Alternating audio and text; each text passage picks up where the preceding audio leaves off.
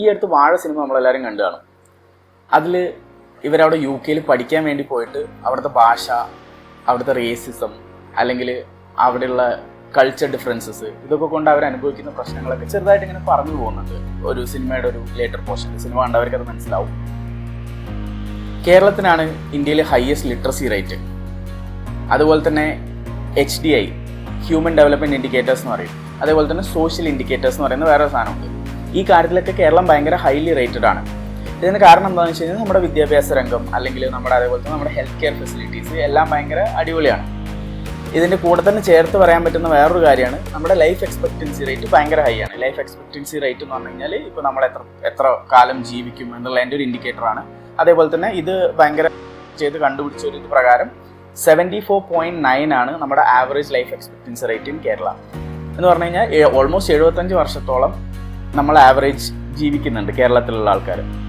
ഇതിൻ്റെ കൂടെ തന്നെ ചേർത്ത് പറയേണ്ട വേറൊരു കാര്യമാണ് ഇൻഫൻറ്റ് മോർട്ടാലിറ്റി റേറ്റ്. അപ്പോൾ ഇൻഫൻറ്റ് മോർട്ടാലിറ്റി റേറ്റിൻ്റെ കാര്യത്തിലും കേരളം ഭയങ്കര ഹൈലി റേറ്റഡ് ആണ്. ഭയങ്കര കുറവാണ്, നമ്പേഴ്സ് ഭയങ്കര കുറവാണ്. ഇത് പറയുമ്പോൾ നമ്മുടെ അഖിൽമാരായിട്ട് റീസെൻറ്റ് സ്റ്റേറ്റ്മെൻറ്റ് വേണമെങ്കിൽ ഒന്ന് ചേർത്ത് പറയാമെന്ന് തോന്നുന്നു.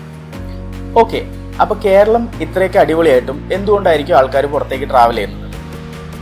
ഈ മൈഗ്രേഷൻസ് ഒരിക്കലും ഒരു പുതിയ കാര്യമല്ല.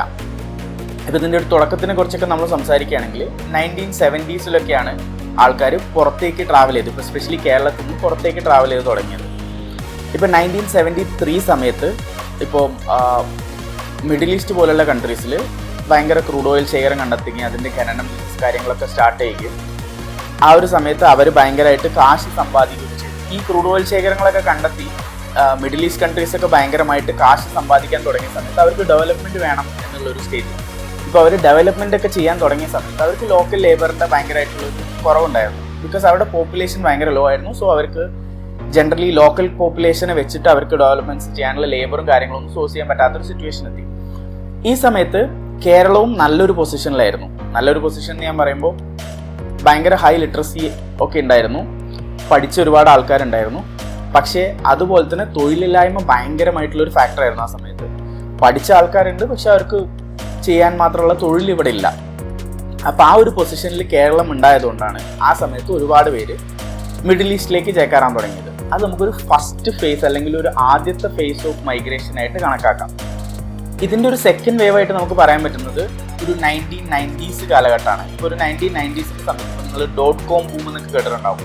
ആ സമയത്താണ് ഒരുപാട് ഇപ്പോൾ ഇൻ്റർനെറ്റ് വന്നതും അതേപോലെ തന്നെ ടെക്നോളജി ഭയങ്കരമായിട്ട് ബൂമാവാൻ തുടങ്ങിയ ഒരു സമയമായിരുന്നു. ആ സമയത്ത് എഞ്ചിനീയേഴ്സിൻ്റെ ഭയങ്കരമായിട്ടുള്ള റിക്വയർമെൻറ്റ് വെസ്റ്റേൺ കൺട്രീസിൽ എസ്പെഷ്യലി US ഉണ്ടായ സമയത്താണ് ഒരുപാട് ആൾക്കാർ, ഇപ്പോൾ ഒരുപാട് എഞ്ചിനീയേഴ്സ് ബേസിക്കലി ആ സമയത്ത് ഗ്രാജുവേറ്റ് ആയ ഒരുപാട് എഞ്ചിനീയേഴ്സ് US ചേക്കാറാൻ തുടങ്ങിയത്.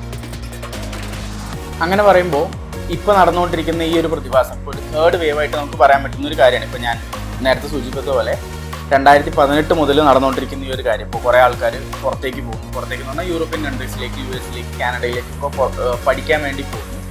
ബട്ട് ഒരു വലിയ വ്യത്യാസം ഇതിൽ നമുക്ക് കാണാൻ പറ്റുന്നത് എന്താണെന്ന് വെച്ച് കഴിഞ്ഞാൽ മുന്നേയൊക്കെ ട്രാവൽ ചെയ്തുകൊണ്ടിരുന്ന ആൾക്കാർ പോയിട്ട് കാശുണ്ടാക്കിയിട്ട് തിരിച്ചു വന്ന് നാട്ടിൽ വന്ന് സെറ്റിൽ ആവണം, അങ്ങനെ ഒരു മൈൻഡ് സെറ്റോട് കൂടിയായിരുന്നു പോയിക്കൊണ്ടിരുന്നത്. ഇപ്പോൾ പോകുന്ന എല്ലാവരും ഓൾമോസ്റ്റ് 100% ആൾക്കാരും ഇപ്പോൾ പോകുന്നത് പോയിട്ട് അവിടെ തന്നെ സെറ്റിൽ ആവാൻ വേണ്ടിയിട്ടാണ്. ഇപ്പോൾ അവിടെ ഒരു കോഴ്സ് പഠിക്കുന്നു, അത് മൂലം അവിടെ ഒരു ജോലി സമ്പാദിക്കുന്നു, അത് കഴിഞ്ഞിട്ട് അവിടെ സെറ്റിൽ ആവുന്നു എന്നുള്ളൊരു രീതിയിലാണ് എല്ലാവരും പോയിക്കൊണ്ടിരിക്കുന്നത്. ഓക്കെ, ഇനി നമുക്ക് അസംഷൻസും ഫീലിങ്സും ഒക്കെ മാറ്റി വെച്ചിട്ട് കുറച്ച് റിയൽ ആക്ച്വൽ ഡാറ്റ നോക്കാം. ഇപ്പം ഞാൻ റെഫർ ചെയ്യാൻ പോകുന്നത് KMS 2023 ആണ്, അതായത് കേരള മൈഗ്രേഷൻ സർവേ. ഇപ്പോൾ ഈ ലാസ്റ്റ് സർവേ പ്രകാരം കേരളത്തിൽ നിന്ന് പുറത്തോട്ട് പോയിട്ടുള്ളത്, അതായത് മൈഗ്രേറ്റ് ചെയ്തിട്ടുള്ളത് 2.2 മില്യൺ പീപ്പിളാണ്. അപ്പോൾ 2.2 മില്യൺ എന്ന് പറഞ്ഞാൽ 22 ലക്ഷം ആളുകളാണ് അല്ലേ? 22 ലക്ഷം ആളുകൾ എന്ന് പറയുമ്പോൾ ഒരു കുവൈത്തിൻ്റെ അഡൽട്ട് പോപ്പുലേഷൻ്റെ അത്രയും തന്നെ വരും. ഇപ്പോൾ ഒരു പെർസ്പെക്റ്റീവിൽ അത് ഇടുകയാണെങ്കിൽ കുവൈത്തിൻ്റെ അഡൽട്ട് പോപ്പുലേഷൻ അല്ലെങ്കിൽ ഇപ്പോൾ നമ്മുടെ തലസ്ഥാനമായിട്ടുള്ള തിരുവനന്തപുരത്തിൻ്റെ പോപ്പുലേഷനിലേക്കാൾ കൂടുതലാണത് എന്ന് പറയാം. ഇതിൽ തന്നെ നമ്മൾ മൈഗ്രേറ്റ് ചെയ്ത സ്റ്റുഡൻസിൻ്റെ മാത്രം കണക്കെടുക്കുകയാണെങ്കിൽ ഇപ്പോൾ 2018, ഞാൻ ഈ പ്രതിഭാസം തുടങ്ങിയതിൻ്റെ ആദ്യത്തെ വർഷമായിട്ട് പിന്നെ പറഞ്ഞത് 2018 ആണല്ലേ. ഇപ്പോൾ ഈ 2018 കണക്കുകൾ പ്രകാരം 1.3 lakhs, അതായത് 1,30,000 പേരായിരുന്നു സ്റ്റുഡൻറ് വിസയിൽ പുറത്തോട്ട് പോയിക്കൊണ്ടിരുന്നത്. പക്ഷേ ഇതേ സർവേയിൽ 2023 കണക്കുകൾ പ്രകാരം 2.5 ലക്ഷത്തോളമാണ് ഇത്. അതായത് ഓൾമോസ്റ്റ് ഇത് ഇരട്ടിയായി വർദ്ധിച്ചു എന്ന് വേണം നമ്മൾ പറയാൻ. ഇത് ആക്ച്വലി ജസ്റ്റ് ഒരു സ്റ്റാറ്റിസ്റ്റിക്സ് അല്ല, ഇതൊരു ജനറേഷണൽ ഷിഫ്റ്റ് ആയിട്ട് നമുക്ക് കാൽക്കുലേറ്റ് ചെയ്യാൻ പറ്റുന്ന ഒരു കാര്യമാണ്. ഇപ്പം ഇതിൽ തന്നെ ഇപ്പം ഒരു ഡീഫോൾട്ട് കരിയർ പാത്തായിട്ട് എല്ലാവരും കണക്കാക്കുന്നത് +2 കഴിഞ്ഞു നേരെ ജർമ്മനി അല്ലെങ്കിൽ UK അല്ലെങ്കിൽ അയർലൻഡ് അല്ലെങ്കിൽ US, കാനഡ എന്നൊക്കെ പറഞ്ഞിട്ട് പോകാൻ വേണ്ടിയിട്ടാണ് എല്ലാവരും ശ്രമിച്ചുകൊണ്ടിരിക്കുന്നത്.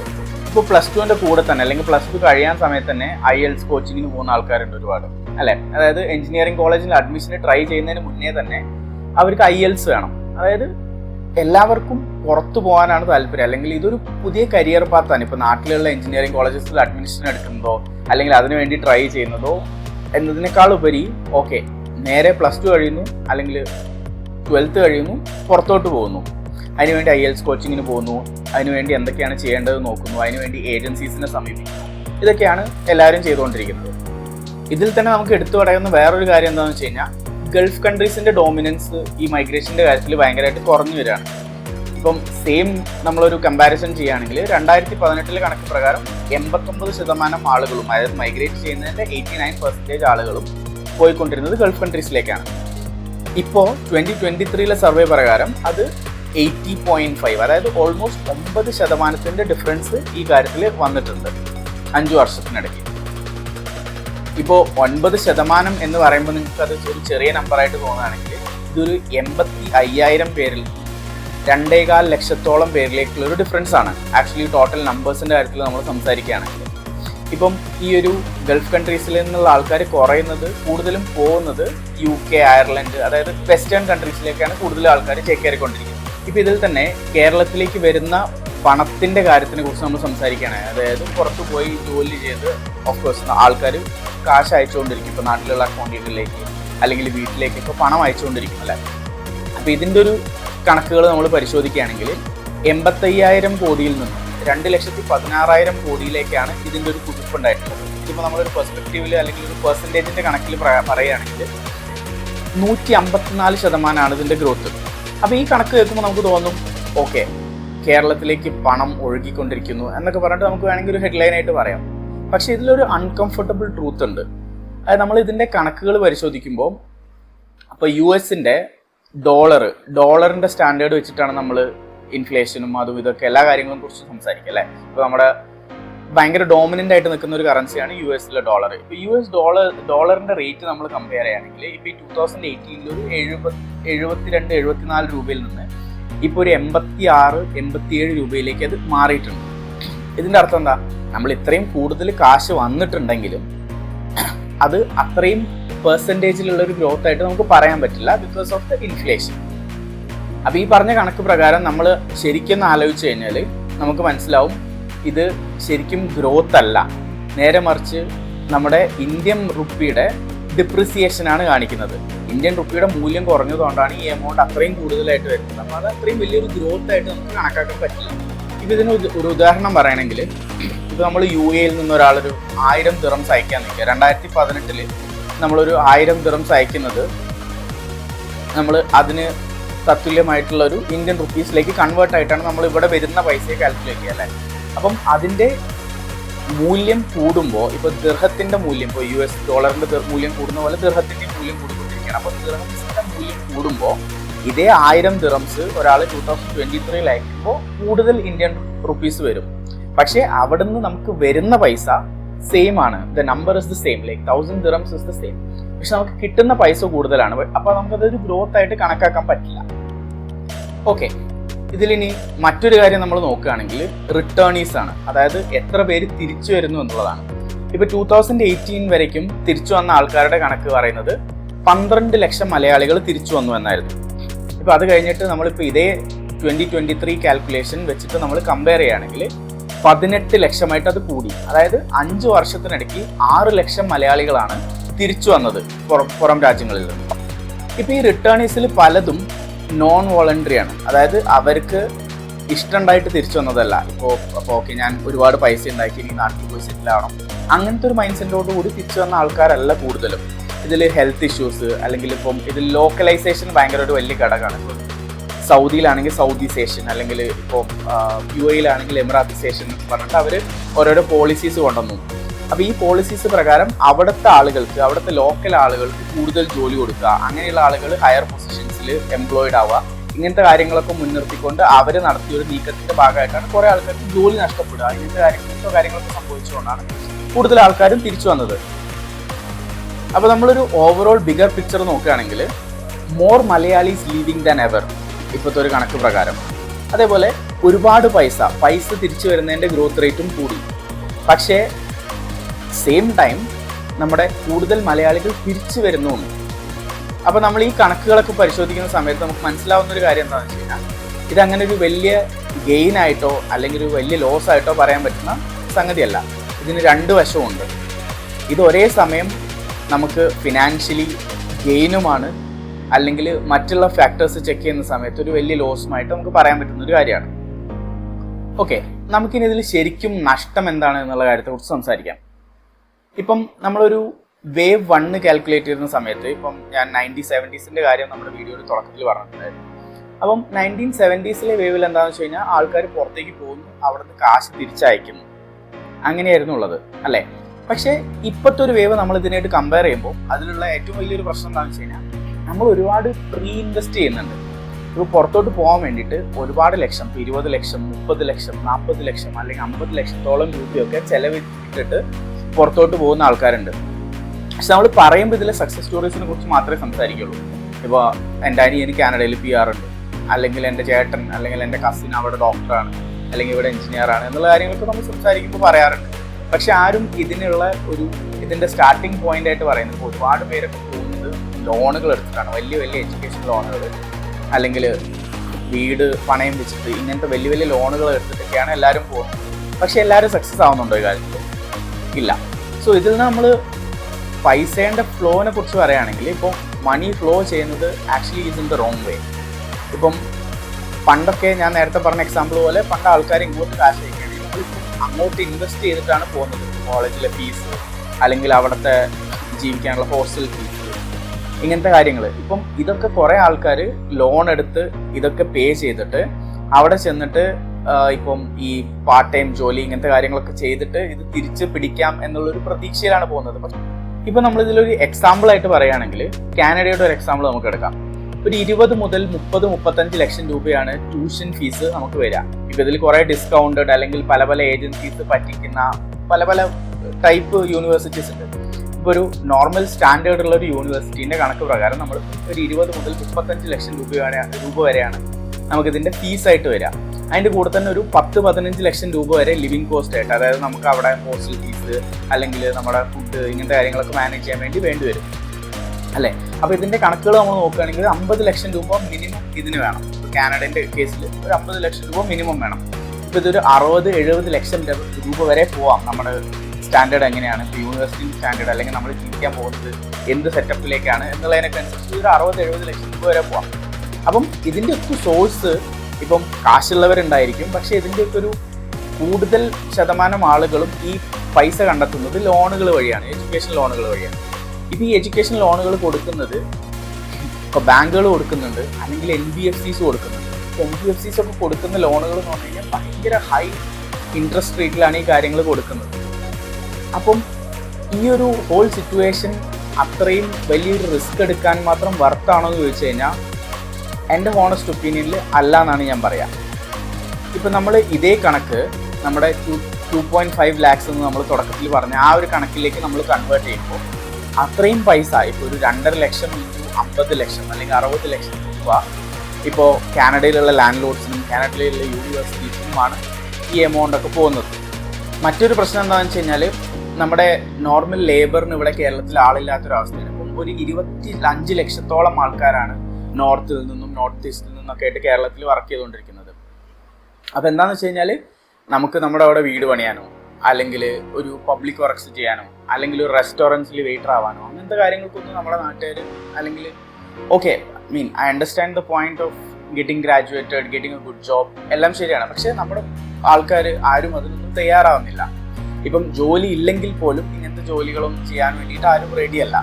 ഇപ്പം ഞാൻ എൻ്റെ കേസ് പേഴ്സണലി പറയുകയാണെങ്കിൽ പോലും എന്നോട് ചെയ്യുമെന്ന് ചോദിച്ചാൽ എനിക്കറിയില്ല. സോ അതിൻ്റെ പ്രശ്നം എന്താണെന്ന് വെച്ച് കഴിഞ്ഞാൽ കൂടുതൽ ആൾക്കാർ ഇപ്പോൾ നോർത്തിൽ നിന്നുള്ളൊരു വലിയ പോപ്പുലേഷൻ ഇവിടെ വരുന്നു. അതുകൊണ്ട് വേറെ പ്രശ്നങ്ങളും ഉണ്ട്. ഇപ്പം നമുക്കതുകൊണ്ട് ഗെയിൻസ് ഒന്നുമില്ല. ഇപ്പോൾ നമ്മുടെ കാര്യങ്ങൾ ഇപ്പം ചീപ്പ് ലേബർ കിട്ടുമായിരിക്കും. ഇപ്പോൾ ഫോർ എക്സാമ്പിൾ നമ്മുടെ ഈ കൺസ്ട്രക്ഷൻ കമ്പനീസിന് അല്ലെങ്കിൽ ഈ റെസ്റ്റോറൻറ്റ്സ് നടത്തുന്ന ആൾക്കാർക്ക്, റെസ്റ്റോറൻറ്റ്സ് ചെയിൻസ് റൺ ചെയ്യുന്ന ആൾക്കാർക്കൊക്കെ ചീപ്പ് ലേബർ കിട്ടുമായിരിക്കും കമ്പാരിറ്റീവ്ലി. പക്ഷേ അതുകൊണ്ട് കുറേ പ്രശ്നങ്ങളുണ്ട്. ഈ മൈഗ്രൻസ് ഉണ്ടാക്കുന്ന ഇഷ്യൂസ് ഉണ്ട്. ഞാൻ എല്ലാവരെയും പറയുന്നതല്ല, പക്ഷേ മൈഗ്രൻസ് ഉണ്ടാക്കുന്നതായിട്ടുള്ള ഒരുപാട് ഇഷ്യൂസ് നമ്മൾ മുന്നേ കേട്ടിട്ടുണ്ട്. ഒരുപാട് ഇഷ്യൂസുകളും കാര്യങ്ങളൊക്കെ തന്നെ കണ്ടിട്ടുണ്ടാവും. അപ്പോൾ അങ്ങനത്തെ കുറേ ഇഷ്യൂസൊക്കെ ഇത് കാരണം ഇവിടെ നിലനിൽക്കുന്നുണ്ട്. ഇപ്പോൾ ഇങ്ങനെ അൺസ്കിൽഡ് ലേബറൊക്കെ നമ്മൾ ഔട്ട്സോഴ്സ് ചെയ്യുന്ന ഒരു സിറ്റുവേഷൻ വരുമ്പോൾ അതിലുള്ളൊരു പ്രശ്നം എന്താണെന്ന് വെച്ച് കഴിഞ്ഞാൽ ഇപ്പോൾ അവരുടെ ഈ ഒരു മൈൻഡ് സെറ്റ് മാറുകയെന്ന് വിചാരിക്കാം. ഇപ്പോൾ ഈ നോർത്തിൽ നിന്നുള്ള ആൾക്കാർ കൂടുതലായിട്ടും ഇപ്പോൾ നമ്മൾ സ്വീകരിച്ചിരിക്കുന്ന ഒരു രീതി തന്നെ സ്വീകരിച്ചിട്ട് പുറത്തോട്ട് പോകും, അല്ലെങ്കിൽ വെസ്റ്റിലോട്ടൊക്കെ ട്രാവൽ ചെയ്യാൻ തുടങ്ങുന്ന ഒരു സമയം, മേ ബി ഒരു 10 years ഡൗൺ ദ ലൈൻ ഇപ്പോൾ അവരും കുറേ ആൾക്കാരാണ്, അവരുടെ മേജർ പോപ്പുലേഷനും പുറത്തോട്ട് അല്ലെങ്കിൽ വെസ്റ്റിലോട്ട് മൂവ് ചെയ്യുന്നൊരു സിറ്റുവേഷൻ വരികയെന്ന് വിചാരിക്കാം. നമ്മുടെ നാട് ആര് ബിൽഡ് ചെയ്യും? ഓക്കെ, നമ്മൾ ഇത്രയൊക്കെ സംസാരിച്ചതിൽ നമ്മൾ നെഗറ്റീവ്സ് മാത്രമേ പറഞ്ഞിട്ടുള്ളൂ. ഇതൊക്കെ കേട്ടിട്ട് ചിലപ്പോൾ ഇതിനെക്കുറിച്ച് ഒരു വലിയ ധാരണ ഒന്നും ഇല്ലാത്ത ഒരാൾ വിചാരിക്കുകയായിരിക്കും നമുക്ക് നെഗറ്റീവ്സ് മാത്രമേ ഉള്ളൂ ആൾക്കാർ പുറത്തോട്ട് ട്രാവൽ ചെയ്യുന്നുണ്ട്. ഇതിനൊരു മറുവശം കൂടിയുണ്ട്. നമുക്കിനി അത് പരിശോധിക്കാം. ഇപ്പോൾ നമ്മൾ നേരത്തെ പറഞ്ഞിട്ടുണ്ടായിരുന്നു റെമിറ്റൻസ് ഡബിളായി, പക്ഷേ അതിൻ്റെ ഒരു നെഗറ്റീവ് എഫക്റ്റ് നമ്മൾ നേരത്തെ സംസാരിച്ച കാര്യത്തിൽ കൂട്ടത്തിൽ പറഞ്ഞിട്ടുണ്ടായിരുന്നു. പക്ഷേ ഈ റെമിറ്റൻസ് ഹൈ ആയത് ഭയങ്കരമായിട്ട് ജീവിത സാഹചര്യം മെച്ചപ്പെടുത്താൻ വേണ്ടിയിട്ട് ഒരുപാട് സഹായിക്കുന്നുണ്ട്. അല്ല, ഇപ്പം നമ്മുടെ മലപ്പുറം ജില്ലയിൽ, ഇപ്പോൾ ഞാൻ മലപ്പുറം ജില്ലയിലുള്ള ഒരാളാണ്. സോ മലപ്പുറം ജില്ലയിൽ ഒരുപാട് 2 story ഹൗസുകൾ കാണാം. അതേപോലെ തന്നെ ഒരുപാട് ജ്വല്ലറി ഷോപ്സ് കാണാം. ഇതൊക്കെ അല്ലെങ്കിൽ ഭയങ്കരമായിട്ടുള്ള പ്രൈവറ്റ് സ്കൂൾസ്, ഒരുപാട് ഫെസിലിറ്റീസ്, നല്ല ഹോസ്പിറ്റൽസ്, ഇങ്ങനത്തെ കാര്യങ്ങളൊക്കെ വരുന്നുണ്ട്. ഇതിൻ്റെയൊക്കെ ഒരു മെയിൻ ഇൻകം സോഴ്സ് എന്ന് പറയുന്നത്, അല്ലെങ്കിൽ ഇങ്ങനത്തെ കാര്യങ്ങളൊക്കെ ഇവിടെ വരാൻ വേണ്ടിയിട്ടുള്ളൊരു മെയിൻ ഇതെന്ന് പറയുന്നത് പുറത്തുനിന്ന് വരുന്ന പൈസയാണ്. ഓക്കെ, നമ്മളൊരു 50 വർഷം മുൻപുള്ള കണക്കെടുത്ത് കഴിഞ്ഞാൽ കേരളത്തിൻ്റെ അവസ്ഥ ഇതായിരുന്നില്ല. ഇപ്പോൾ ഈ പറഞ്ഞ എസ്പെഷ്യലി ഞാൻ ഈ മെൻഷൻ ചെയ്ത സ്ഥലങ്ങൾ, ഇപ്പം അതിൽ മലപ്പുറം മാത്രമല്ല, ഇപ്പോൾ കാസർഗോഡ്, കണ്ണൂർ തുടങ്ങിയ സ്ഥലങ്ങൾ കൂട്ടിച്ചേർത്ത് പറയാവുന്നതാണ്. ഈ സ്ഥലങ്ങളിലൊക്കെ ഗ്രാമങ്ങളായിരുന്നു. അത് തന്നെ നമ്മൾ ഈ പറഞ്ഞ പോലെ കുടിലുകളും അങ്ങനത്തെ സെറ്റപ്പൊക്കെ ഉണ്ടായിരുന്ന സംഭവമായിരുന്നു. ഒരു 50 വർഷം മുമ്പത്തെ കണക്കുകൾ നമ്മൾ നോക്കായിരുന്നു. പക്ഷെ അവിടെയൊക്കെ ഇപ്പോൾ ഒരു മിഡിൽ ക്ലാസ്, അതിൽ മിഡിൽ ക്ലാസ് തന്നെ ഹയർ മിഡിൽ ക്ലാസ് ഒരുപാട് വന്നു. അതിൻ്റെ ഭാഗമായിട്ടാണ് ഈ പറഞ്ഞ മാറ്റങ്ങളും അല്ലെങ്കിൽ ഈ പറഞ്ഞ അത്രയും ഡെവലപ്മെൻറ്റുകളും ഒക്കെ വന്നിട്ടുള്ളത്. അപ്പോൾ ഇതിൻ്റെ ഒരു മെയിൻ കാരണവും നമ്മുടെ മൈഗ്രേഷൻസ് തന്നെയായിരുന്നു. ഇപ്പോൾ പോവർട്ടി റേറ്റിൻ്റെ കാര്യം എടുത്താലും 0.71 ആണ് NITIയുടെ കണക്ക് പ്രകാരം നമ്മുടെ പോവർട്ടി പെർസെൻറ്റേജ്. ഇത്രയും കുറഞ്ഞൊരു പോവർട്ടി പെർസെൻറ്റേജ് ഉണ്ടാവാനുള്ള ഏറ്റവും വലിയ കാരണം ഗൾഫ് മൈഗ്രേഷൻസ് ആണ്. ഇപ്പോൾ ഗൾഫ് മൈഗ്രേഷൻസിനാണ് ഏറ്റവും കൂടുതൽ കാശ് നമുക്ക് ഇതിലോട്ട് വന്നിട്ടുള്ളത്. അപ്പോൾ മൈഗ്രേഷൻസ് ഒരിക്കലും നമുക്കൊരു തെറ്റായ കാര്യമായിട്ട് പറയാൻ സാധിക്കില്ല. അപ്പോൾ നമ്മൾ നെഗറ്റീവ്സ് പറയുന്നതിൻ്റെ കൂട്ടത്തിൽ പറഞ്ഞു ഒരുപാട് പേര് തിരിച്ചു വരുന്നുണ്ട്. ഈ തിരിച്ചു വരുന്നത് ഒരു പ്രശ്നമാണ്.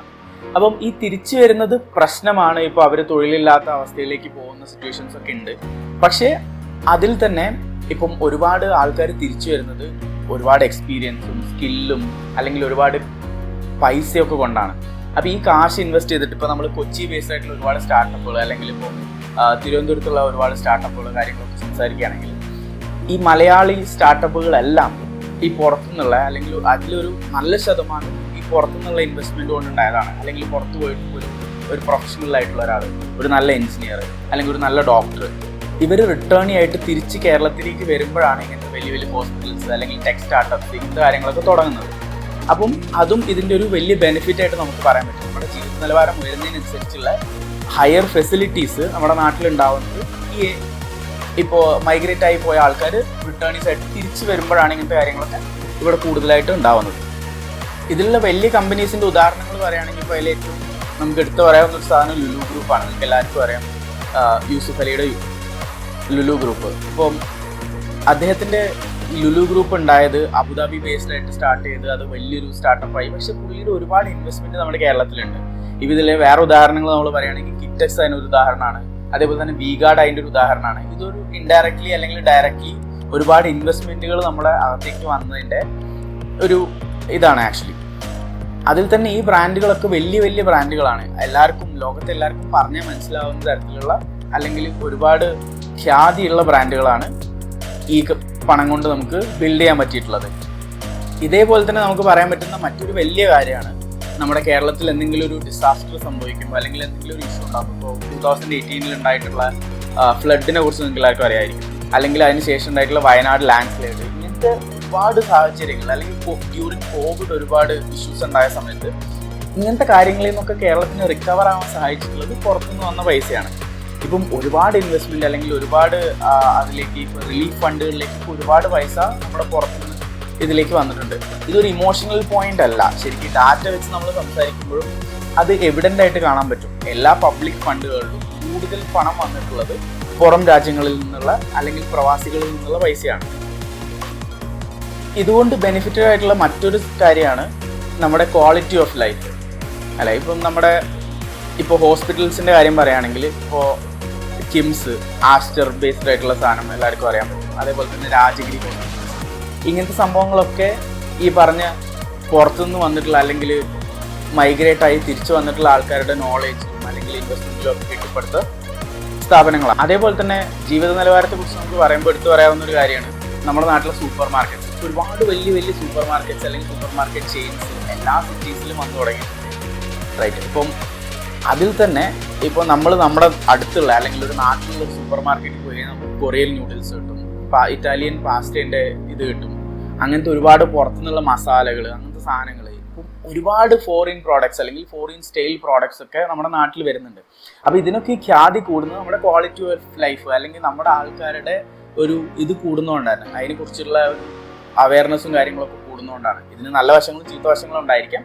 പക്ഷേ ഞാനിവിടെ പറയാൻ ശ്രമിക്കുന്നത് എന്താണെന്ന് വെച്ച് കഴിഞ്ഞാൽ നമ്മുടെ ക്വാളിറ്റി ഓഫ് ലൈഫ് കൂടുന്നതിനനുസരിച്ചാണ് നമുക്ക് പുറത്തുനിന്നുള്ള കാര്യങ്ങളെക്കുറിച്ച് കൂടുതൽ അറിവ് കിട്ടുകയും അങ്ങനത്തെ കാര്യങ്ങൾ നമ്മൾ ട്രൈ ചെയ്യുകയും അങ്ങനത്തെ കാര്യങ്ങൾ നമ്മുടെ നാട്ടിൽ പോപ്പുലർ ആവുകയും ചെയ്യുന്നു. അതേപോലെ തന്നെ കേരളത്തിലെ വിദ്യാഭ്യാസ രംഗം വളർന്നതിൽ അല്ലെങ്കിൽ ഒരുപാട് പുറത്തുനിന്നുള്ള കരിക്കുലമൊക്കെ നമ്മൾ കോപ്പി ചെയ്തത് അല്ലെങ്കിൽ അതിന് ഇൻസ്പയർ ആയിട്ട് കരിക്കുലംസ് ബിൽഡ് ചെയ്യാൻ തുടങ്ങിയതൊക്കെ ഈ ഒരു കാരണങ്ങൾ കൊണ്ടുകൂടിയാണ്. ഇപ്പോൾ പുറത്ത് പോയിട്ട് കണ്ട മാതാപിതാക്കൾക്ക് ഇവിടെ അങ്ങനത്തെ ഒരു സ്റ്റാൻഡേർഡ് വേണം എന്നൊരു ഡിമാൻഡ് വന്നു തുടങ്ങിയ സമയത്താണ് ഇവിടെ കുറേ പ്രൈവറ്റ് സ്കൂൾസ് അങ്ങനത്തെ കാര്യങ്ങളൊക്കെ ഉണ്ടായത്. അതിനെ സംബന്ധിച്ചുള്ള ഈ പറഞ്ഞ കാര്യങ്ങൾക്കൊക്കെ നെഗറ്റീവ് സൈഡ്സ് ഉണ്ടാവും, പക്ഷേ അതിനെ സംബന്ധിച്ചുള്ള ഗ്രോത്തും കാര്യങ്ങളൊക്കെ ഉണ്ടായത് ഇതിനോടനുബന്ധിച്ചാണ്. സോ ഇതെല്ലാം കൂടി ചേർത്ത് വായിക്കുമ്പോൾ നമുക്ക് മനസ്സിലാവും migration is not a villain, it's not a hero either. ഇത് ഒരു ട്രേഡ് ഓഫ് ആണ്, ഒരു ട്രേഡ് ഓഫ് സിറ്റുവേഷൻ ആയിട്ട് നമുക്ക് പറയാൻ പറ്റും. അതായത് അതിൻ്റെതായ ഗുണങ്ങളുണ്ട്, ഗുണങ്ങൾക്കനുസരിച്ചുള്ള ദോഷങ്ങളുണ്ട്. യെസ്, നമ്മൾ എല്ലാം കൂടി പറയുമ്പോൾ yes Keralam loss is talent, പക്ഷേ അതിനനുസരിച്ച് ഒരുപാട് ഗുണങ്ങളും ഒരുപാട് ക്യാഷ് ഇൻഫ്ലോ വരുന്നുണ്ട്, അല്ലെങ്കിൽ millions came out of poverty, ഇങ്ങനത്തെ കാര്യങ്ങളൊക്കെ നമ്മൾ പറയുമ്പോൾ അതൊരു ഗുണങ്ങളായിട്ടും പറയാം. So there are two sides for it. നമുക്ക് വേറെ കുറച്ച് ഇമ്പോർട്ടൻറ്റ് കാര്യങ്ങൾ നോക്കാം. നമ്മൾ ഇത്രയും നേരം സംസാരിച്ച എല്ലാ കാര്യങ്ങളും 2026 അപ്ലിക്കബിൾ ആണ്. പണ്ട് എല്ലാവരും പറയായിരുന്നു കാനഡയിൽ പോകുന്നു, PR എടുക്കുന്നു, സെറ്റിൽ ആവുന്നു. പക്ഷെ അതിപ്പോൾ 2026 അല്ലെങ്കിൽ നമ്മുടെ ഇപ്പോൾ 2026 അത് നടക്കുമോ? ഇല്ല എന്നുള്ളതാണ് അതിനുള്ള ഉത്തരം. ഇപ്പോൾ നമ്മളൊരു സ്പെസിഫിക് കേസ് എടുത്തു കഴിഞ്ഞാൽ കഴിഞ്ഞ 18 മാസം അല്ലെങ്കിൽ കഴിഞ്ഞ 1.5 വർഷത്തിനിടയ്ക്ക് എല്ലാ മേജർ കൺട്രീസും, ഇപ്പോൾ നമ്മൾ ട്രാവൽ ചെയ്തുകൊണ്ടിരുന്ന എല്ലാ മേജർ കൺട്രീസും ഒരുപാട് വിസ റെസ്ട്രിക്ഷൻസ് അല്ലെങ്കിൽ ഇപ്പം അവിടെ സ്റ്റേ ബാക്ക് എടുക്കുന്നതിനുള്ള റെസ്ട്രിക്ഷൻസ്, ഇങ്ങനത്തെ കാര്യങ്ങൾക്ക് ഒരുപാട് ചേഞ്ചസ് വന്നു. ഇതിപ്പോൾ മലയാളീസിനെ ടാർഗറ്റ് ചെയ്തുകൊണ്ടോ ഉള്ളതാണോ എന്ന് ചോദിച്ചു കഴിഞ്ഞാൽ അല്ല, ജനറലി സംഭവിക്കുന്ന ഒരു കാര്യമാണ്. പക്ഷേ നമ്മുടെ മലയാളീസ് കണ്ടുകൊണ്ടിരുന്ന ഒരു ഡ്രീമായിരുന്നു പുറത്തേക്ക് പോകുക എന്നുള്ളത്. അതിൻ്റെ കണക്കുകളൊക്കെ പ്രകാരം നമുക്ക് മനസ്സിലായിട്ടുണ്ടാവും ഒരുപാട് പേര് മൈഗ്രേറ്റ് ചെയ്യുന്നു. ഇപ്പോൾ ഉള്ളൊരു മൈഗ്രേഷൻ മൈൻഡ് സെറ്റാണ്. സോ ആ ഒരു മൈൻഡ് സെറ്റുള്ള ആൾക്കാർക്ക് ഇതൊരു വലിയ തിരിച്ചടിയാണ്. ഇപ്പോൾ ഇൻ്റർനാഷണൽ സ്റ്റുഡൻസ് തന്നെ 42% ആൾക്കാർ എടുത്തിരുന്നത് ബിസിനസ് അഡ്മിനിസ്ട്രേഷൻ അല്ലെങ്കിൽ ബിസിനസ് റിലേറ്റഡ് ആയിട്ടുള്ള ഡിഗ്രീസ് അല്ലെങ്കിൽ മാസ്റ്റേഴ്സ് ആയിരുന്നു. അപ്പോൾ ഇതിലെ പുതിയ കണക്കുകൾ അല്ലെങ്കിൽ ഇതിലെ റൂൾ ചേഞ്ചസ് പ്രകാരം കാനഡയിലൊക്കെ നമ്മൾ പോയി കഴിഞ്ഞ് കഴിഞ്ഞാൽ കോഴ്സ് കംപ്ലീറ്റ് ചെയ്താൽ ഉടനെ തിരിച്ചു വരണം. അതിനൊരു സ്റ്റേ ബാക്കോ അങ്ങനത്തെ ഓപ്പർച്യൂണിറ്റീസ് അല്ലെങ്കിൽ വർക്ക് പെർമിറ്റ് പോലും കിട്ടില്ല എന്നുള്ളൊരവസ്ഥയാണ് ഇപ്പോൾ നിലനിൽക്കുന്നത്. പിന്നെ നമ്മൾ UK നഴ്സസിൻ്റെ ഒക്കെ കഥ പറയുകയാണെങ്കിൽ എല്ലാവരും ഇപ്പോൾ ഇവിടുന്ന് മൈഗ്രേറ്റ് ആയിക്കൊണ്ടിരുന്ന ഒരുപാട് പേര് US പോയിട്ട് അവിടെ NHS ജോബ്സ് ആയിരുന്നു എടുത്തുകൊണ്ടിരുന്നത്. ഓക്കെ, അതിൽ തന്നെ നമ്മൾ റെമ്യൂണറേഷൻ്റെ ഒരു കണക്ക് നോക്കുകയാണെങ്കിൽ ഇപ്പോൾ 41,700 പൗണ്ട്സ് ആക്കിയിട്ട് അവരതിൻ്റെ ഇത് ഉയർത്തിക്കഴിഞ്ഞു. ഇപ്പം റെമ്യൂണറേഷൻ്റെ ഒരു ഉയർത്തിക്കഴിഞ്ഞു. അതിലുള്ള വേറൊരു കാര്യം എന്താണെന്ന് വെച്ച് കഴിഞ്ഞാൽ ഇംഗ്ലീഷ് B1 നിന്ന് B2 ലെവലിലേക്ക് സ്ട്രിക്റ്റ് ആക്കി. അതിൻ്റെ കൂടെ തന്നെ ഇതിൻ്റെ 33% നമ്മൾ വിസ കോസ്റ്റ് ആയിട്ട് ബെയർ ചെയ്യണം. ഇങ്ങനത്തെ വിസ കോസ്റ്റ് എന്ന് ഞാൻ ഉദ്ദേശിച്ചത് സ്പോൺസർഷിപ്പ് കോസ്റ്റ് ആയിട്ട് ബെയർ ചെയ്യണം. ഇങ്ങനത്തെ കാര്യങ്ങളൊക്കെ ഉള്ളതുകൊണ്ട് ഇപ്പോൾ പഴയ പോലെ പോയി കഴിഞ്ഞാൽ സർവൈവ് ചെയ്യാൻ ഭയങ്കര ബുദ്ധിമുട്ടാണ്.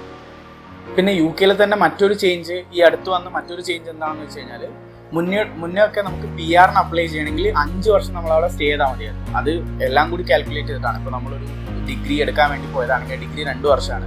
ഇത് നമുക്കൊരു സ്റ്റേ ബാക്ക് കിട്ടി ഒരു 5 ഇയേഴ്സ് കഴിഞ്ഞാൽ നമുക്ക് PR അപ്ലൈ ചെയ്യാൻ പറ്റുമായിരുന്നു. അത് അവർ നേരെ ഡബിൾ ആയിട്ട് ഉയർന്നു.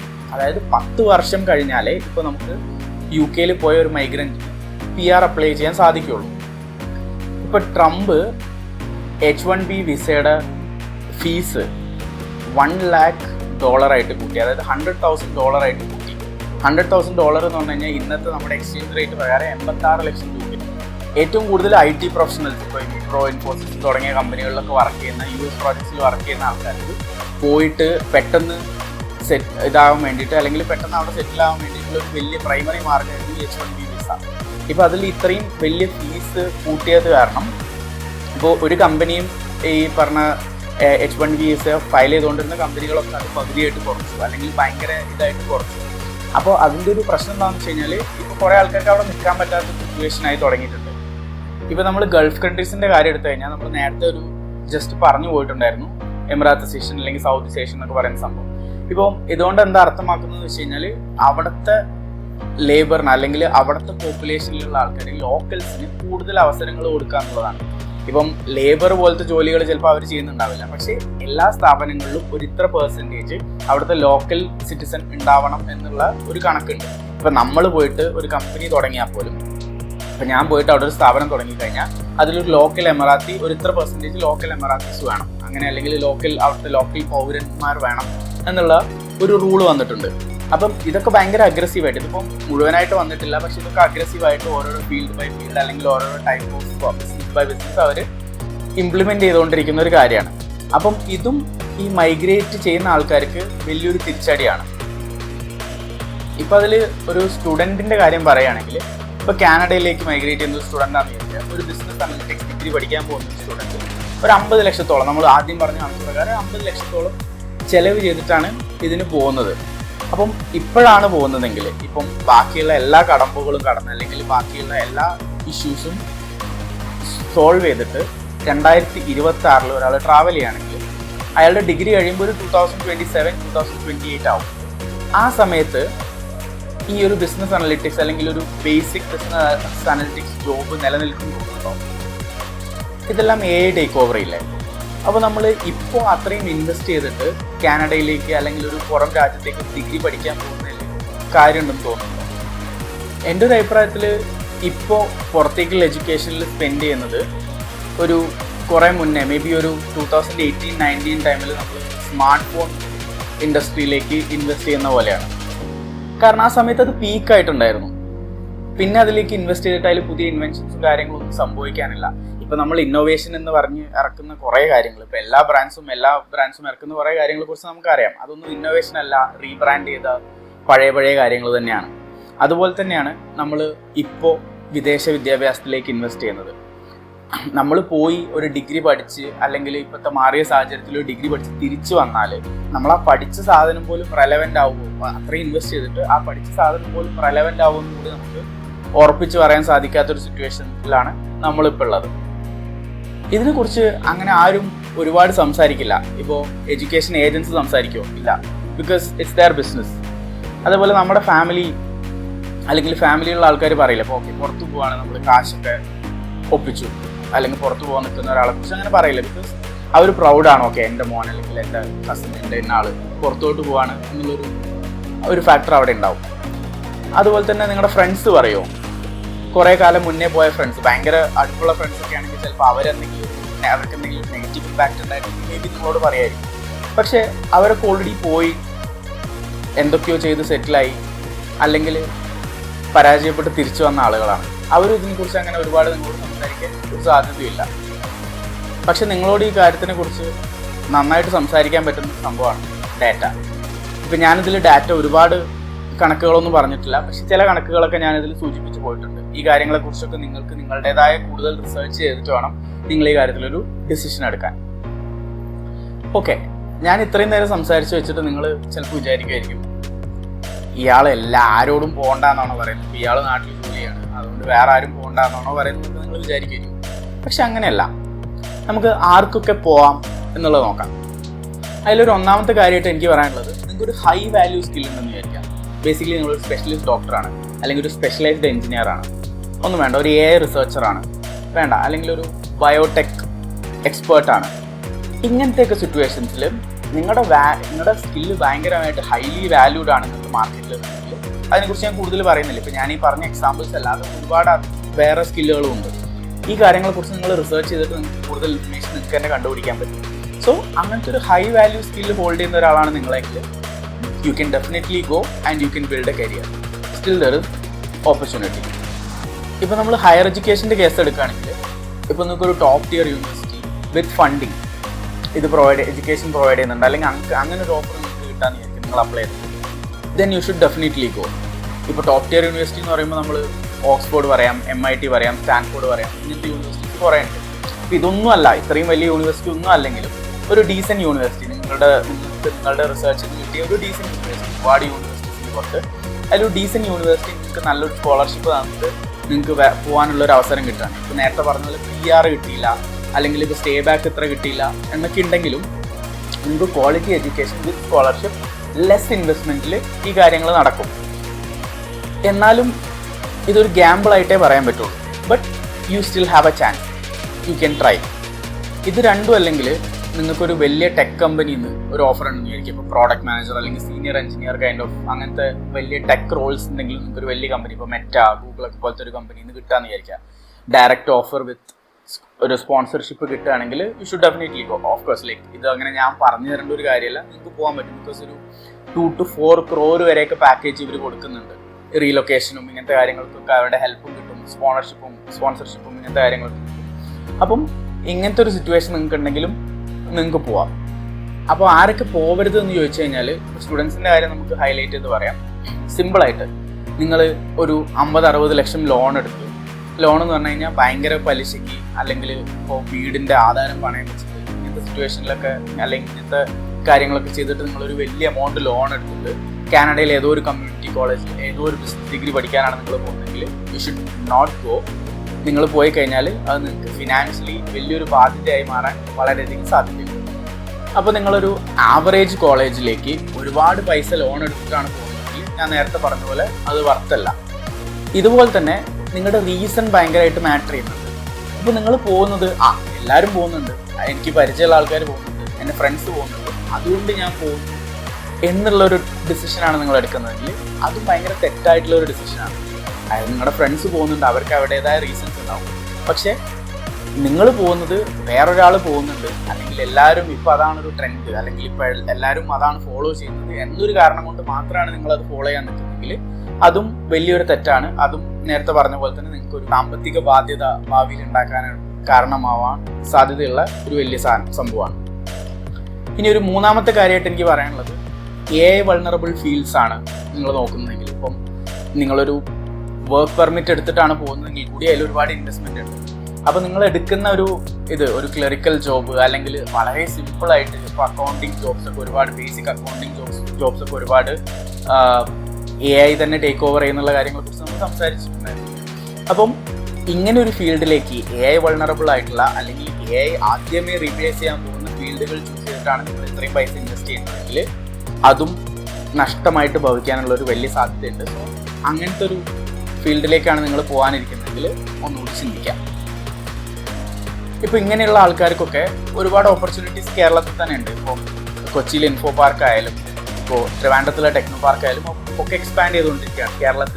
കേരളത്തിലെ ടെക് പാർക്കുകളിൽ പുതിയ ഇത് തുടങ്ങാൻ വേണ്ടിയിട്ട്, അവരുടെ പുതിയ ബ്രാഞ്ചസ് തുടങ്ങാൻ വേണ്ടിയിട്ടുള്ള ഒരുപാട് കാര്യങ്ങളൊക്കെ നടന്നുകൊണ്ടിരിക്കുന്നുണ്ട്. ഇനി അതുമല്ലെങ്കിൽ നിങ്ങൾക്ക് കേരളത്തിന് പുറത്ത് പോകണമെന്നുണ്ടെങ്കിൽ ബാംഗ്ലൂർ, ചെന്നൈ, അല്ലെങ്കിൽ ഈ പറഞ്ഞ പോലെ ഗുഡ്ഗാവ് തുടങ്ങിയ സിറ്റീസിലൊക്കെ ഒരുപാട് ടെക് പാർക്സുള്ള കാര്യങ്ങളൊക്കെ നിങ്ങൾക്ക് അറിയാം. ബട്ട് സ്റ്റിൽ ഇവിടെയൊക്കെ പോകുന്നതിലും നിങ്ങളിപ്പോൾ ഈ പറഞ്ഞ പോലെ നിങ്ങൾക്ക് കേരളത്തിൽ തന്നെ ഒരു may be A few years down the line കേരളത്തിൽ തന്നെ ഒരുപാട് ഓപ്പർച്യൂണിറ്റീസ് വരാനുള്ള ഒരുപാട് സാധ്യതകളുണ്ട്. സോ അതൊക്കെയാണ് നമ്മൾ ഉപയോഗപ്പെടുത്താൻ വേണ്ടി ശ്രമിക്കേണ്ടത്. ഇപ്പോൾ റിമോട്ട് ജോബ്സ് ഭയങ്കര പോപ്പുലറാണ്. ഇത് നേടിയെടുക്കുന്നത് അത്ര എളുപ്പമൊന്നുമല്ല. പക്ഷേ if you have the right skill, if you have the right approach to the interview, കിട്ടാത്തൊരു സംഭവമല്ല. നമുക്ക് ഒരു ജോലി നേടിയെടുക്കാൻ പറ്റും. ഇപ്പോൾ ഇങ്ങനെ ജോലി നേടിയെടുക്കുന്ന ഒരുപാട് ആൾക്കാരുണ്ട്. ഇപ്പോൾ അതിലൊരു average salary 15 lakhs to 30 lakhs per annum വരെ അല്ലെങ്കിൽ ഒരു 15 ലക്ഷം മുതൽ 30 ലക്ഷം വരെ സമ്പാദിക്കുന്ന ആൾക്കാരുണ്ട് ആനുവലി. അപ്പോൾ നമ്മളിത് കമ്പയർ ചെയ്യുമ്പോൾ നിങ്ങൾ പുറത്ത് പോയിട്ടാണ് ജോലി ചെയ്യുന്നതായിരിക്കും, ഒരു കാനഡയിലോ അല്ലെങ്കിൽ ഒരു UK പോയി ജോലി ചെയ്യുന്നതിൻ്റെ ഒരു 1/4 അല്ലെങ്കിൽ 1/6 ഒക്കെയാണ് നമ്മുടെ ലിവിങ് കോസ്റ്റ് ഇവിടെ കേരളത്തിൽ വരിക. ഇപ്പോൾ നിങ്ങൾ റിമോട്ടായിട്ടാണ് വർക്ക് ചെയ്യുന്നതെങ്കിൽ നിങ്ങൾക്ക് വേറെ ഒരു ചിലവില്ല, നിങ്ങൾ വീട്ടിലിരുന്നിട്ടാണ് വർക്ക് ചെയ്യുന്നത് അല്ലേ. അപ്പം അങ്ങനെ ഒരു സെറ്റപ്പ് ഉണ്ടാക്കിയിട്ട് വീട്ടിലിരുന്ന് വർക്ക് ചെയ്യാൻ പറ്റുകയാണെങ്കിൽ വളരെ ലിവിങ് കോസ്റ്റ് കുറവാണ്. നമുക്ക് നമ്മുടേതായ ഹോസ്പിറ്റൽസ് ഉണ്ട്, ബാക്കി ഫെസിലിറ്റീസ് ഉണ്ട്, ബാക്കി എല്ലാ കാര്യത്തിലും നമ്മൾ വീഡിയോയുടെ തുടക്കത്തിൽ പറഞ്ഞതുപോലെ കേരളം അടിപൊളിയാണ്. ഓക്കെ, ഒരു കാര്യം കൂടി പറഞ്ഞിട്ട് നമുക്ക് ഈ വീഡിയോ അവസാനിപ്പിക്കാം. ഇപ്പോൾ ഞാൻ ഇതിനു വേണ്ടി റിസർച്ച് ചെയ്ത സമയത്ത്, ഈ വീഡിയോയ്ക്ക് വേണ്ടി ഡാറ്റ റിസർച്ച് ചെയ്ത സമയത്ത് എനിക്ക് ഇതൊരു വൺ സൈഡഡ് ആയിട്ട് പറയാൻ പറ്റുന്ന ഒരു കാര്യമില്ലാന്ന് തോന്നി. ഇപ്പോൾ ഇതിലൊരു 2 സെറ്റ് ഓഫ് ആൾക്കാരുണ്ട്. ചില ആളുകൾ പറയും ഓക്കെ ഇന്ത്യയിൽ ഒരു ഓപ്പർച്യൂണിറ്റി ഇല്ല, അല്ലെങ്കിൽ നാട്ടിൽ ഒരു കാര്യമില്ല, പുറത്തേക്ക് പോയിക്കോ എന്ന് പറഞ്ഞുകൊണ്ടിരിക്കും. മറ്റൊരു വിഭാഗം പറയും ഓക്കെ നമ്മൾ പുറത്ത് പോയിട്ട് എന്താ കാര്യം, അല്ലെങ്കിൽ അവിടെ പോയി കഴിഞ്ഞാൽ കഷ്ടപ്പാടാണ്, എല്ലാവരും പോയ ആൾക്കാരും നന്നായിട്ടില്ല, നല്ല പെർസെൻറ്റേജ് ആൾക്കാർ തിരിച്ചു വരികയാണ്, അല്ലെങ്കിൽ അവർക്കൊക്കെ ഭയങ്കര ബുദ്ധിമുട്ടാണ്, അവിടെ ജീവിത സാഹചര്യം ഭയങ്കര മോശമാണ്, ഇങ്ങനത്തെ കാര്യങ്ങളെക്കുറിച്ച് പറയും അല്ലേ. പക്ഷേ ഇത് രണ്ടും ഇമോഷണൽ സ്റ്റേറ്റ്മെൻറ്റ്സ് ആണ്. ഇതിന് രണ്ടിലും ശരിയായ കാര്യങ്ങളും തെറ്റായ കാര്യങ്ങളും. ഇപ്പോൾ നമ്മൾ ഇത്രയും നേരം പറഞ്ഞ ഡാറ്റാസ് വെച്ചിട്ട് നിങ്ങൾക്ക് അത് മനസ്സിലായിട്ടുണ്ടാവുമെന്ന് ഞാൻ വിചാരിക്കുന്നു. ഇപ്പം ഞാനൊരു 90s ജനറേഷനിലുള്ള ഒരാളാണ്.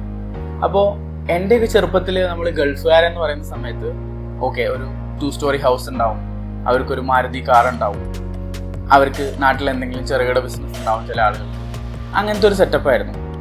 ഇപ്പം നമ്മൾ കാനഡക്കാരനാണ് അല്ലെങ്കിൽ ഒരു UK എന്നൊക്കെ പറയുമ്പോൾ ഒരു സെയിം ഒരു സോഷ്യൽ സ്റ്റാറ്റസ് അവർക്കും ഉണ്ട്. ഇപ്പോൾ നമ്മളിത് പറയുന്ന സമയത്ത് നമ്മളൊരു ചാപ്റ്ററിനെ കുറിച്ച് പറയും. ഇപ്പോൾ ഒരു പഴയ ഗൾഫുകാരൻ്റെ ലൈഫിലെ ഏറ്റവും വലിയൊരു ചാപ്റ്റർ എന്താണെന്ന് വെച്ച് കഴിഞ്ഞാൽ ആളൊരു വീട്ടിൽ നിന്ന് മാറി താമസിച്ചു, അല്ലെങ്കിൽ അയാളുടെ മക്കൾ വളർന്നതായിട്ട് കാണാൻ പറ്റില്ല, ഒരു 10-25 വർഷം അവിടെ സ്പെൻഡ് ചെയ്തു, ഒരു കാറ് വാങ്ങി, കുറേ സ്വർണം വാങ്ങി, ഒരു വലിയ വീട് വെച്ചു, ഇങ്ങനത്തെ കാര്യങ്ങളൊക്കെ പറയും. പക്ഷെ അയാളുടെ ലൈഫിൻ്റെ നല്ലൊരു സൈഡ് അല്ലെങ്കിൽ ഒരു നല്ലൊരു ടൈം അയാൾ അവിടെ സ്പെൻഡ് ചെയ്തു എന്നുള്ളത് നമ്മൾ പറയും. പക്ഷെ നേരെ മറിച്ച് ഇപ്പോഴത്തെ ഒരു കാനഡക്കാരൻ്റെ ലൈഫിനെ കുറിച്ച് നമ്മൾ അങ്ങനെ പറയാറുണ്ട്. ഇപ്പോൾ അയാളൊരു വലിയ പ്രൊഫഷണലാണ്, ഒരുപാട് കാശുള്ള ഒരാളാണ്, ഓക്കെ ഇതിലെ കുറേ കാര്യങ്ങളൊന്നും അയാൾക്ക് അപ്ലിക്കബിൾ ആയിരിക്കില്ല. പക്ഷെ മറ്റൊരു ഇതിനെക്കുറിച്ച് പറയുമ്പോൾ ഇപ്പോൾ നമ്മൾ ടിം ബർട്ടൺസിൽ നൈറ്റ് ഷിഫ്റ്റ് ചെയ്യുന്ന, അല്ലെങ്കിൽ 50 ലക്ഷം ലോൺ ബാധ്യതയുള്ള, അതിൻ്റെ പ്രഷറിൽ ഒരു ബേസ്മെൻറ്റ് അപ്പാർട്ട്മെൻറ്റിൽ ജീവിക്കുന്ന ഒരു കാനഡക്കാരനെ കുറിച്ച് നമ്മൾ പറയുമോ? അതിനെക്കുറിച്ച് നമ്മൾ ആരും സംസാരിക്കാറില്ല. സോ എൻ്റെ ഹോണസ്റ്റ് ടേക്ക് എന്താണെന്ന് വെച്ച് കഴിഞ്ഞാൽ മൈഗ്രേഷൻ ഒരിക്കലും ട്രാപ്പല്ല, പക്ഷേ അതിനൊരു നെഗറ്റീവ് ഉണ്ട്. ഇപ്പോൾ നമ്മൾ സക്സസ്ഫുൾ ആയിട്ടുള്ള പ്രായമുള്ള അങ്കിൾസിനെ കുറിച്ച് സംസാരിക്കും, അല്ലെങ്കിൽ സക്സസ്ഫുൾ ആയിട്ടുള്ള അങ്ങനത്തെ ആൾക്കാരുണ്ടാവും, അല്ലെങ്കിൽ നമ്മുടെ നെയ്ബർ PR കിട്ടിയ ഒരാളായിരിക്കും. ഇങ്ങനത്തെയൊക്കെ സക്സസ് സ്റ്റോറീസ് മാത്രമേ നമ്മളിതിൽ കേൾക്കുന്നുള്ളൂ. ഇതിനൊരു മറുവശം കൂടിയുണ്ട്. ആ കാര്യങ്ങളെല്ലാം മനസ്സിലാക്കിയിട്ടാണ് നമ്മൾ മൈഗ്രേറ്റ് ചെയ്യാനുള്ള ഒരു ഡിസിഷൻ എടുക്കുന്നതെങ്കിൽ അതിൽ തെറ്റൊന്നുമില്ല. നമ്മുടെ ശരിയായ റിസർച്ച്, അല്ലെങ്കിൽ നമുക്ക് എന്താണ് ചെയ്യുന്നത്, എന്തിനാണ് ഇങ്ങനത്തെ കാര്യങ്ങളെക്കുറിച്ച് ശരിക്കും ഒരു ധാരണയുള്ള ഒരാളാണെങ്കിൽ migration still make sense. So നിങ്ങളിപ്പം പോകണം എന്ന് വിചാരിക്കുന്ന ഒരാളാണെന്ന് വിചാരിക്കാം, my best wishes for you. പോവുക, go with open eyes, do your own research and go with a plan. അല്ല, നിങ്ങൾ നിൽക്കണം എന്ന് വിചാരിക്കുന്ന ഒരാളാണ്, അല്ലെങ്കിൽ കേരളത്തിൽ തന്നെ സ്റ്റേ ചെയ്യണം എന്ന് വിചാരിക്കുന്ന ഒരാളാണെങ്കിൽ best of luck for you too. But choose your career path well, do what you are good at. So ഞാൻ നേരത്തെ പറഞ്ഞ പോലെ ഇവിടെ ഓപ്പർച്യൂണിറ്റീസ് ഉണ്ട്. ഇപ്പോൾ നിങ്ങൾ നിൽക്കാൻ വിചാരിക്കുന്ന ഒരാളാണെങ്കിൽ ഇവിടെ ഒരുപാട് ഓപ്പർച്യൂണിറ്റീസ് ഉണ്ട്. Explore the opportunities, find yours and just build something here itself. അപ്പോൾ ഇത് ആർക്കെങ്കിലും, ഈ മുഴുവൻ വീഡിയോ നിങ്ങൾ കണ്ടിട്ടുണ്ടെങ്കിൽ ഇത് ആർക്കെങ്കിലും ഉപകാരപ്പെടും എന്ന് നിങ്ങൾക്ക് തോന്നുകയാണെങ്കിൽ അവരായിട്ട് ഇത് ഷെയർ ചെയ്യുക. നിങ്ങളുടെ വാട്സപ്പ് ഗ്രൂപ്പുകളിലോ അല്ലെങ്കിൽ നിങ്ങളുടെ ഫാമിലിയിലുള്ള ഇങ്ങനെ പോകാൻ ഉദ്ദേശിക്കുന്ന അല്ലെങ്കിൽ കൺഫ്യൂസ്ഡ് ആയിട്ടുള്ള ആൾക്കാരുണ്ടെങ്കിലും അവർക്കൊക്കെ ഈ കാര്യങ്ങൾ ഷെയർ ചെയ്യുക. And if you already travelled, നിങ്ങൾ ഓൾറെഡി പുറത്ത് ജീവിക്കുന്ന, അല്ലെങ്കിൽ സക്സസ്ഫുൾ ആയിട്ട് ജീവിക്കുന്ന, അല്ലെങ്കിൽ പുറത്ത് പോയിട്ട് തിരിച്ചു വന്ന, ഇവിടെ എന്തെങ്കിലും ഫൈൻഡ് ചെയ്ത് like you found your way അങ്ങനത്തെ ഒരാളാണെങ്കിൽ നിങ്ങൾ നിങ്ങളുടെ എക്സ്പീരിയൻസസ് ഒക്കെ കമൻറ്റിലിടുക. So see you in the next video. By.